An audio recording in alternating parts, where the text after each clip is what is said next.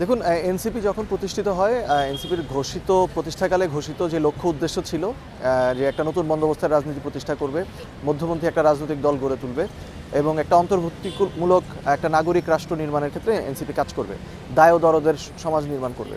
তো মানে আমি মনে করেছি যে এনসিপির যে এই নির্বাচনে জোটবদ্ধ হওয়ার যে সিদ্ধান্ত, এই সিদ্ধান্তটা এনসিপির এই ঘোষিত লক্ষ্য থেকে সরে গেছে এবং এর ফলে যেটা হয়েছে যে ভবিষ্যতে এনসিপির রাজনীতি নিজস্ব একটা স্বকীয় ধারা রাজনীতি নির্মাণ করার সম্ভাবনাটা বিপুলভাবে ক্ষতিগ্রস্ত হয়েছে। এবং আমার কাছে মনে হয়েছে যে তাহলে এই রাজনীতিতে যুক্ত হওয়া ছিল যে বাংলাদেশের মানুষ যে গত 50 বছরে যে ধরনের রাজনীতি দেখেছে, এর চেয়ে ভিন্ন ধারার নতুন একটা গণমুখী মানুষের কথা বলবে এমন একটা রাজনীতি দেখবে। সেখানে ক্ষমতাটা মুখ্য হবে না, জনগণের কল্যাণটাই মুখ্য হবে। মানুষ কীভাবে আরও ভালো থাকতে পারে সেই কথাগুলোই রাজনীতিবিদদের কাছ থেকে উঠে আসবে। এমন একটা দল নির্মাণ করার জন্যই আসলে এনসিপি গঠিত হয়েছিল বলে বলা হয়েছিল এবং আমিও সেইখানে একটা কিছু যতটুকু পারি অবদান রাখতে সেখানে যুক্ত হয়েছিলাম। যেহেতু এই জোট করার ফলে মনে হচ্ছে যে এনসিপি আসলে ক্ষমতাকে অথবা যে কোনো উপায়ে সংসদে যাওয়াকে ওই রাজনীতি নিজস্ব ওই স্বকীয় রাজনীতিক ধারা নির্মাণের চেয়ে বেশি প্রাধান্য দিচ্ছে। সে কারণে আমার মনে হয়েছে যে এই জায়গায় আসলে আমার অবদান রাখাটার আসলে আর ব্যক্তিগতভাবে আমি প্রয়োজনীয়তা বোধ করছি না, সে কারণে আমি এই জায়গা থেকে সরে। দেখুন, আমাদের মতটা হচ্ছে যে আপনার নীতির উপর নির্ভর করে কৌশল নির্ধারণ হওয়া উচিত, কৌশলের কারণে নীতি বদলানো উচিত না।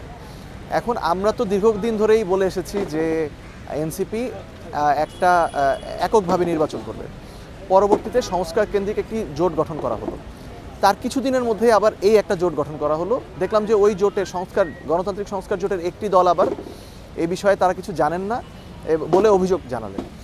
এই যে বারবার এরকম সিদ্ধান্ত পরিবর্তন এবং খুব তড়িৎ গতিতে সিদ্ধান্ত পরিবর্তন, এগুলোর ফলে জনগণ আসলে রাজনৈতিক দলের উপর সহজে আস্থা রাখতে পারে না বলে আমার মনে হয়।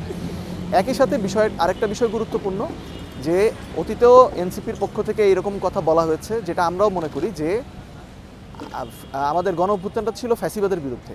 এখন বলা হচ্ছে এক ধরনের সামাজিক ফ্যাসিবাদের আবার উত্থান ঘটছে বলে আশঙ্কা করা হচ্ছে। এর ফলে বাংলাদেশের ধরুন যারা হয়তো একটা নির্দিষ্ট ঘরানা বাদে অন্যভাবে যারা ইসলাম ধর্ম পালন করেন, অথবা বাংলাদেশে যারা অমুসলিম রয়েছেন এবং বাংলাদেশে যারা গণমাধ্যম মত প্রকাশের স্বাধীনতার পক্ষে রয়েছেন, এরা অনেকেই শঙ্কিত। তো তাদের যে নাগরিক অধিকারটা, সেই নাগরিক অধিকারটা নিয়ে তারা এক ধরনের শঙ্কায় ভুগছেন। এই জোটে যাওয়ার ফলে যেটা হলো যে অতীতে আমরাই যেই আশঙ্কাগুলোর কথা তুলে ধরেছি, সেই আশঙ্কাগুলোকে আমরা অগ্রাহ্য করে ওই শক্তিটাকে হয়তো আরও শক্তিশালী করলাম।